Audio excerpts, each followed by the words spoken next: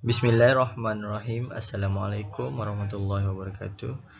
Today, our group would like to present about the assignments Law 2523 that has been prepared for Ms. Muna Farhana binti Halim. I would like to introduce our group members' name, which are Ahmad Shafiq bin Noraznan, Muhammad ZULHAKIMI bin MOHAMAD NASIR, Muhammad ALIFF ZAILAN bin MOHAMAD NASIR, and the last one is Muhammad Shafiq RUSYAIDIE bin AZMI. Without wasting our time, let's move to the next slide, which will be presented by Ahmad Shafiq.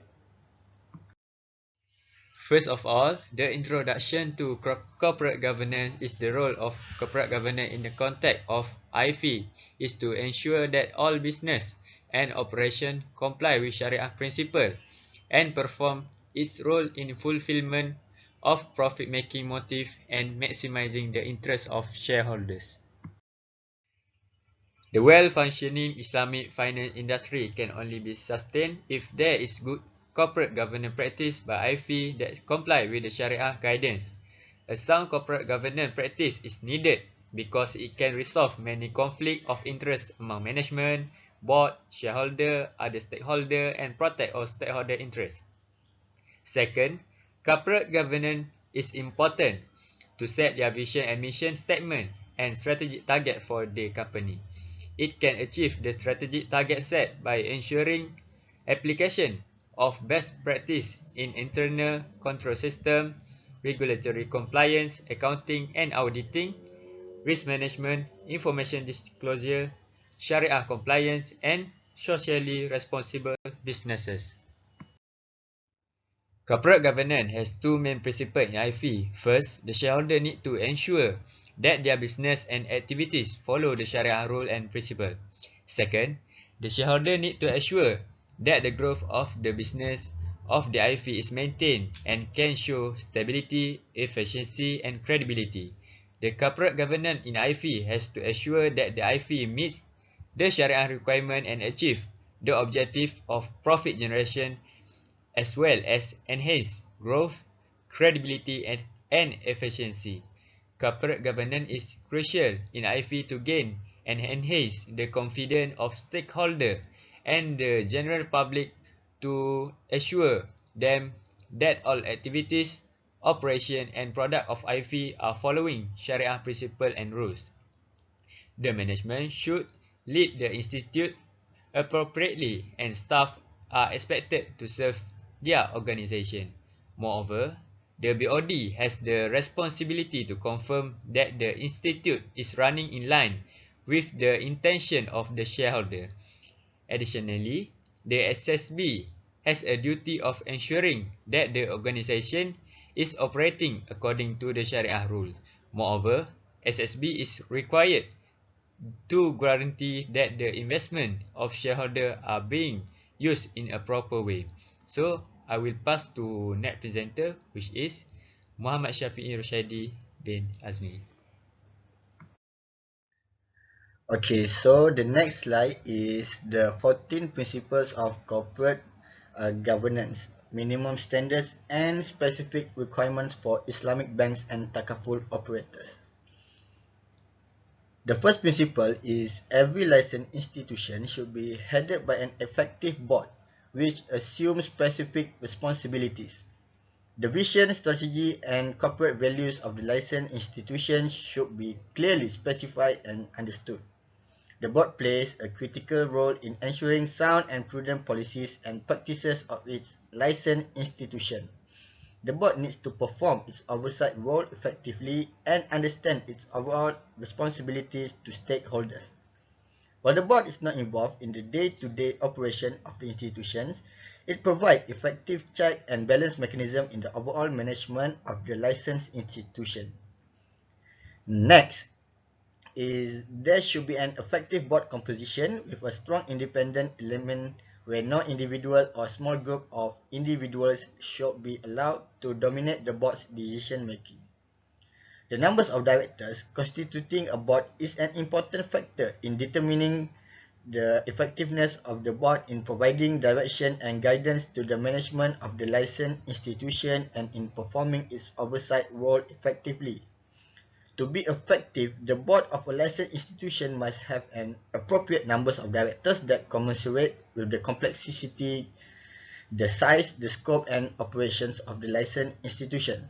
The board should comprise of directors who as a group provide a mixture of core competencies such as finance, accounting, legal, business management, information technology, and investment management. The third principle is there should be a clear division of responsibilities at the helm of a licensed institution, which will ensure a balanced and clear lines of role, responsibility, authority, and accountability throughout the licensed institution. There should be a clear division of responsibilities at the helm of a licensed institution to ensure a balance of power and authority such that no one individual or group of individuals dominates the decision-making process. There should be a properly documented and well-communicated reporting structure in the organizations that clearly shows line of reporting responsibility and authority so that each employee fully understands his jobs, functions, and hence accountability and integrity of operation in the licensed institution will be preserved. Unspecified lines of accountability and confusing multiple lines of responsibility may worsen a problem through slow or dilated response.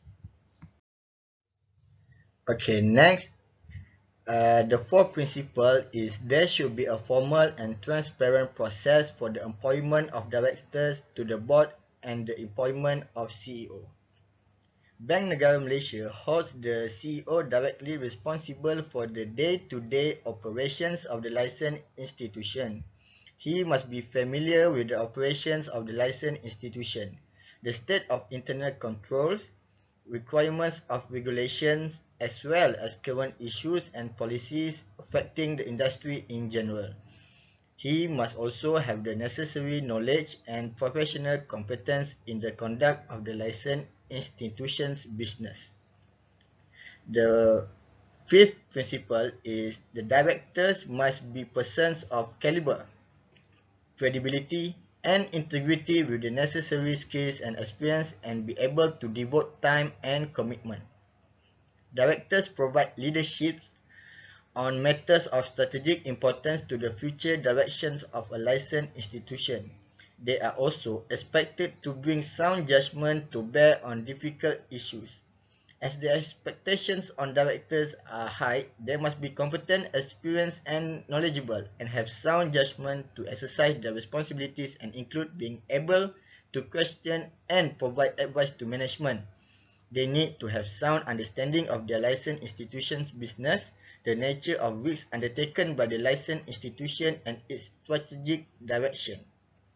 The sixth principle is board should meet regularly and be duly furnished with complete and timely information. The board is collectively responsible for the overall control and performance of a licensed institution, and by meeting frequently enough, the board will receive sufficient information from the management to monitor the financial condition and enable the board to deliberate and discuss important strategic issues. Circular resolution cannot be a perfect substitute for board meetings since they do not offer the opportunity for board members to actively debate the issues circulated and to raise immediate members or resolutions which may lead to inappropriate decisions being made. The seventh principle is there should be a formal and an ongoing assessment of the effectiveness of the board, the directors, and the CEO. There should be a procedure for a regular assessment of the board, as well as the performance of each individual director and the CEO to ensure their effectiveness. Therefore, the board should implement a process to the nominating committee for an annual assessment of the effectiveness of the board as a whole and its various board committees as well as the contribution of each director and the CEO based on objective performance criteria in line with the established KPI. The eighth principle is there should be a formal and transparent procedure for fixing the remuneration packages of board members, CEO and senior management and the remuneration policies and practices should be in line with the licensed institution's ethical values, objective and culture. The policy on the remuneration of directors, CEO and senior management should be developed under conditions of objectivity and transparency. The levels of remuneration should be sufficient to attract and retain directors of caliber, but at the same time should also be balanced against the need to ensure that the licensed institution's funds are not used to subsidize excessive remuneration packages and not compromising the ongoing viability, solvency and reputation of the licensed institution. The ninth principle is the persons empowered with decision-making authority, including directors, should exercise care to avoid situations that may give rise to a conflict of interest situations. The directors, officers, and employees of a licensed institution must conduct their business with the highest level of ethical values.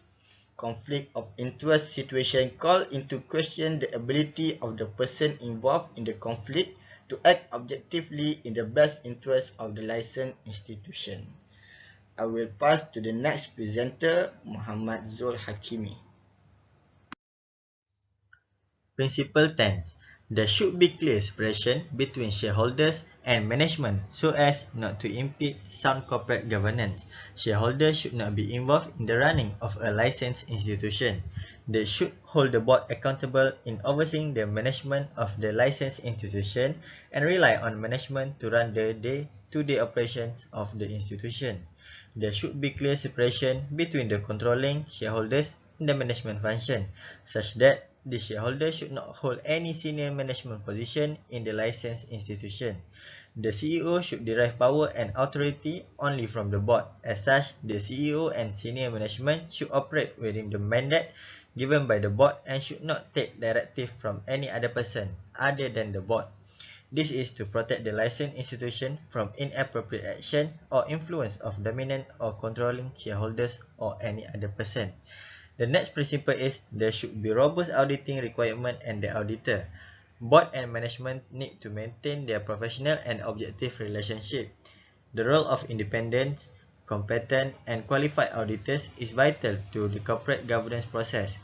This includes identifying problems with the licensed institution risk management and internal control system and ensure that the licensed institution financial statement fairly represent the financial position and performance of the licensed institution in all material aspects. Internal and external auditors are important agents for the board and their work could be utilized as an independent check on the information received from management on the operation and performance of the licensed institution. The next principle is licensed institutions should engage in regular, effective, and fair communication with shareholders or stakeholders. The board must maintain an effective communication policy that enables both the board and management to communicate effectively with its shareholders, the stakeholders, and the public either through disclosure or AGM.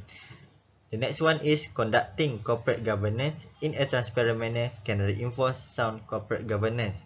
To facilitate market discipline and sound corporate governance, appropriate disclosure is required so that shareholders, other stakeholders, and market participants can effectively understand the financial institution and management position of the licensed institution, particularly in relation to its safety and soundness.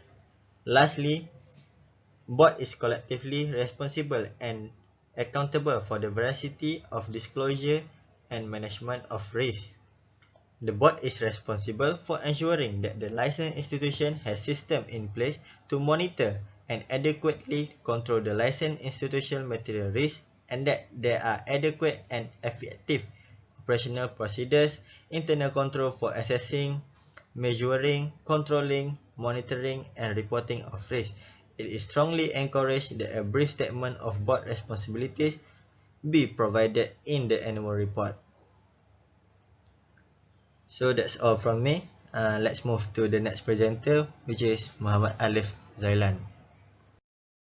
For question B, the background and functions of the Islamic Financial Services Board in Islamic Financial Services Industry. The Islamic Financial Services Board, headquartered in Kuala Lumpur, was established on November 3, 2002 and began operations on March 10, 2003. It is an international standard-setting group comprised of regulatory and supervisory agencies with a stake in the soundness and stability of the Islamic financial services industry, which is generally defined to cover banking, capital market, and insurance. The IFSB works to support the development of a sensible and transparent Islamic financial services industry by establishing new or adapting current international standards that are Sharia compliant and recommending their acceptance. The International Financial Stability Board's work support that of the Basel Committee and Banking Supervision, the International Organization of Securities Commissions, and the International Association of Insurance Supervisors in this regard. The functions of the Islamic Financial Services Board are promoting the development of a prudent and transparent Islamic financial services industry through introducing new standards or adapting existing international standards consistent with Sharia principles and recommending them for adoption. To this end, the work of the IFSB complements that of the Basel Committee on Banking Supervision, the International Organization of Security Commissions, and the International Association of Insurance Supervisors.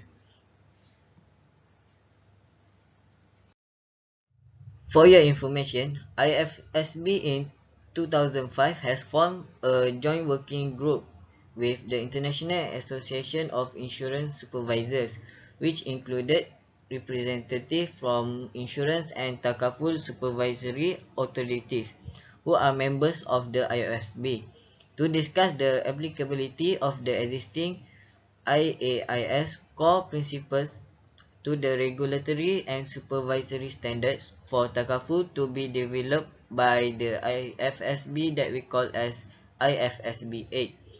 In the light of several different types of contracts and business models adopted by takaful undertakings around the world, the JWG considered it appropriate that the first standard to be developed by the ISB for the takaful industry should be around governance. This is because understanding the contractual rights and obligations of stakeholders in different business models of takaful undertakings would be central and paramount before the IFSB and can proceed to determine how other considerations such as capital adequacy, risk management, transparency, and market discipline can be systematically standardized.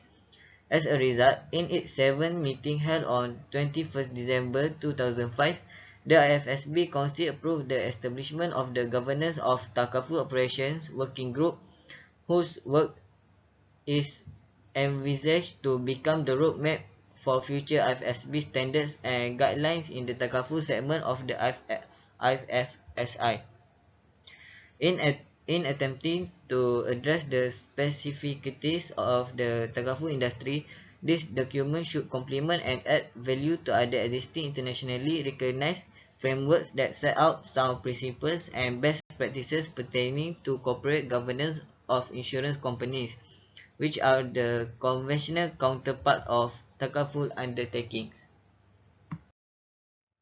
Net is the Islamic Financial Services Board has developed 5 guiding principles in IFSB 10, which is guiding principles on Sharia governance system for institutions offering Islamic financial services on December 2009 to help strengthen governance structures and processes in various segments of Islamic financial services industry in line with its mandate to promote soundness and stability of the Islamic financial system.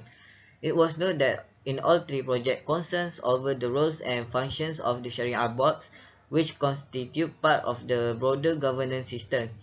have been a recurring theme. This is crucial considering that compliance with Sharia rules and principles is the raison d'etre of the IFSI. In fact, other IFSB standards such as those on risk management, capital adequacy, and supervisory review process also contain requirements and recommendation aimed at ensuring that an appropriate Sharia governance system is in place. Sharia governance system refers to the set of institutional and organizational arrangement through the which an IIFS ensures that there is effective independent oversight of Sharia compliance over each of the following structures and processes. The guiding principles are divided into 5 parts. Part 1 is general approach to the Sharia governance system. Other than that, the second part is competence. Next, we have independence, confidentiality, and the last one is consistency. Now, I will pass to our next presenter, ZULHAKIMI. The last one is the objective and adoption of accounting and auditing organization for Islamic financial institution. ALIFF is the primary international not-for-profit organization principally responsible for the creation and issue of standards for the global Islamic financial industry.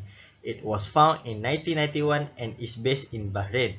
For worldwide Islamic finance, it has produced a total of 100 standards in the field of Sharia, accounting, auditing, ethics, and governance. It has institutional members from over 45 countries, including central banks and regulatory organizations, financial institutions, accounting and auditing business, and law firm. All the world's main Islamic financial institutions now adhere to its rules, which have resulted in a gradual harmonization of international Islamic finance practices. The objective and adoption of accounting and auditing organization for Islamic financial institution for Islamic banks and takaful operator is to develop accounting, auditing, governance, and ethical thought relating to the activities of Islamic financial institution, taking into consideration the international standards and practice which comply with Islamic Sharia rules. Next is to disseminate accounting and auditing to relevant to Islamic financial institution and its application through training, seminar, publication of periodical newsletter, carrying out and commissioning of research, and other means. The next objectives are to prepare, promulgate, and interpret accounting and auditing standard for Islamic financial institution. The last objective are to review and amend accounting and auditing standard for Islamic financial institution. ALIFF carry out this objective in accordance with the precept of Islamic Sharia, which represent a comprehensive system for all aspects of life, in conformity with the environment in which Islamic financial institutions have developed. This activity is intended both to enhance the confidence of users of the financial statement of Islamic financial institution in the information that is produced about this institution and to encourage these users to invest or deposit their funds in Islamic financial institution and to use their service. I sincerely appreciate your attention, and that brings us to the end. I would like to thank you for your time and attention today. Thank you so much for your interest and attention. That's all from us. Thank you. Assalamualaikum.